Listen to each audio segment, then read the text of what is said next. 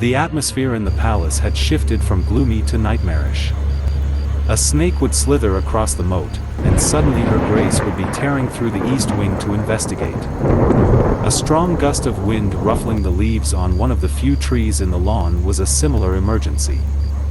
An unfortunate lone traveler on the road in front of the palace, a completely innocent man as it turned out, brought such a violent reaction that he must have thought that he had stumbled on war. In a way, he had.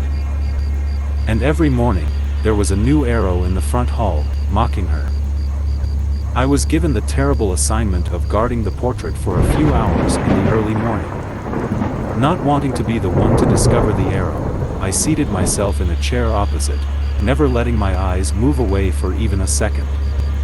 I don't know if you've had the experience of watching one object relentlessly, but it has a strange effect. All other senses vanish.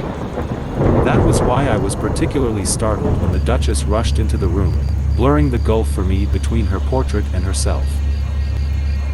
"There's something moving behind the tree across the road from the gate," she roared, pushing me aside, and fumbling with her key in the gold lock.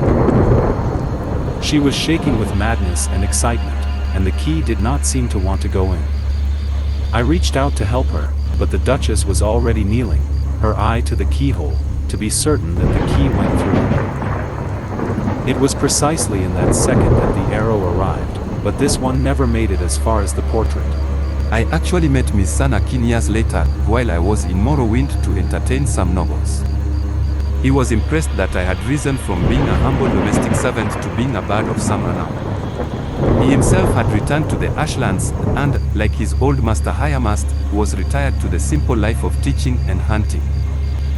I told him that I had heard that Lady Villia had decided not to leave the city and that the village of Modiva had been rebuilt. He was happy to hear that, but I could not find a way to ask him what I really wanted to know. I felt like a fool just wondering if what I thought were true, that he had been behind Prolysa's tree across the road from the gate every morning that summer, firing an arrow through the gate, across the lawn, across the moat, through a keyhole, and into a portrait of the Duchess of Warda until he struck the Duchess herself. It was clearly an impossibility. I chose not to ask. As we left one another that day, and he was waving goodbye, he said, "I am pleased to see you doing so well, my friend. I am happy you moved that chair."